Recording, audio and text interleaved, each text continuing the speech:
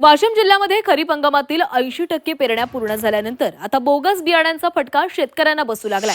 अनेक ठिकाणी सोयाबीनची उगवण न झाल्यानं शेतकऱ्यांना दुबार पेरणी करावी लागत असून बियाणं, खत, मशागत आणि मजुरीचा अतिरिक्त खर्च सहन करावा लागतोय। या प्रकरणी आतापर्यंत 35 शेतकऱ्यांनी कृषी विभागाकडे तक्रारी दाखल केल्या असून विभागाकडून पडताळणी आणि बियाण्यांचे नमुने तपासणीसाठी पाठवण्याची प्रक्रिया सुरू आहे। बोगस बियाणे विक्रेत्यांवर कठोर कारवाई करून नुकसानग्रस्त शेतकऱ्यांना तातडीने मदत द्यावी अशी मागणी शेतकऱ्यांकडून होतीये।